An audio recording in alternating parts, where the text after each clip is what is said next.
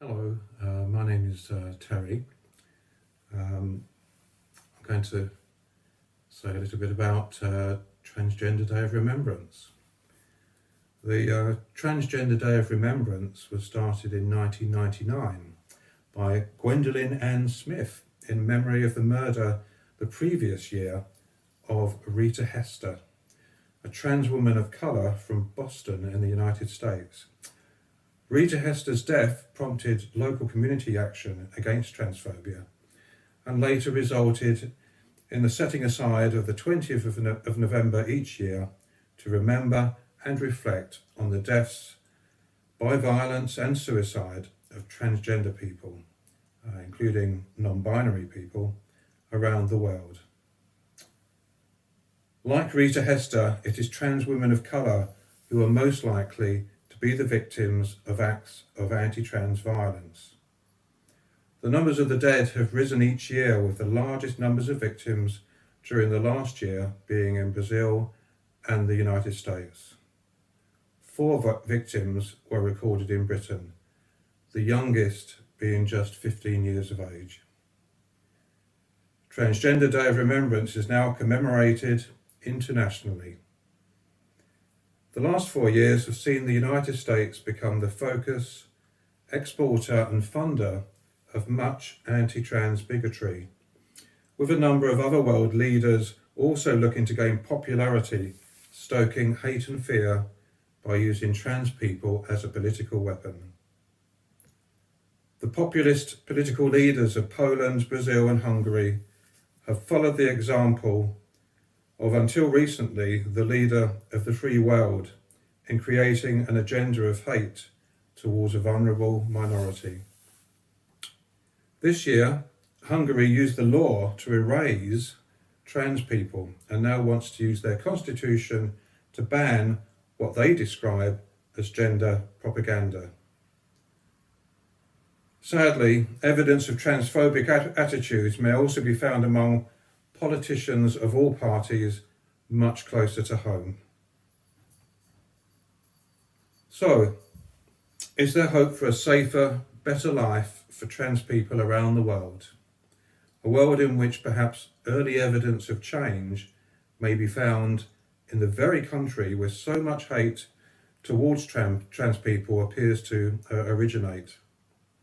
Indeed, change may already be on its way, with the US President-elect Joe Biden and Vice President-elect Kamala Harris pledging to remove the Trump ban on trans people serving in their military.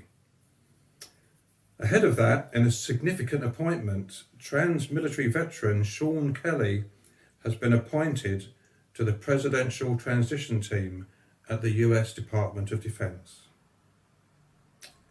Indeed, during the recent presidential election, at least half a dozen trans women were successful in winning seats at the US state level.